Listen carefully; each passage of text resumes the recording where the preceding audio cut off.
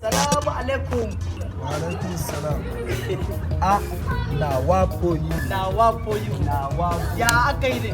Ya garin. Ni dai na san in na ganka akwai matsala. Ya bismillah zo ka zauna mana. To madalla. Ai akwai story. Dama gani ne kai ka fi ni kalan ɗan iska za ka fi ni sanin gari. Yadda abokina ina ake sai da mutum.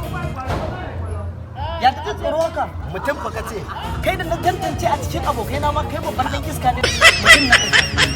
Wallahi a sadaka Allah ya bani mutum na zagaya kawai zan yi uzuri sai na ga mutum. Kuma mutumin da Allah ya sa na tsinta ko da sai da shi aka yi asiri ba zai tunu ba. A ba zai tunu ba? Wallahi asirin mu alaikum. Ai muna na hawo. Saboda haka tunda za a sai da mutum ba zai yi wahala ba. Mu je yanzu nuna ma ina na tsinta mutumin nan sai mu tashi mu je a nemo inda za a siya mu zo mu dauke shi mu kai shi mu je mu sai da bai kamata a ce har yanzu ba mai kuɗi ba. Wallahi tashi mu je.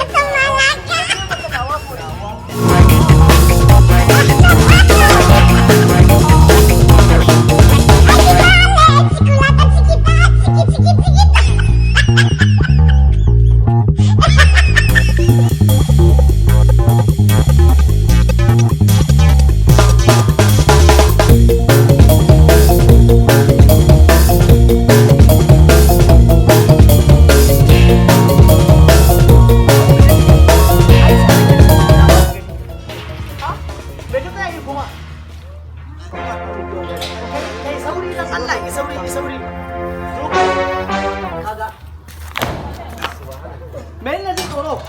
Shi ne abin da muka tsinta Allah ya riga ya bamu ka zo mu dauka ko mu je mu kai gurin saidawa. Ka fara tsorata. Ni fa ba ni na kashe shi ba a hakan da kake gani a hakan na ganshi a mace. Tunda Allah ya bamu gawa mu dauka mu je mu saida. Gawa ce idan na tsinta. Mun yi kwantar da hankalinka mun yi kuɗi kai ka. Da Allah zo ka kama. Zo ka kama ina laka.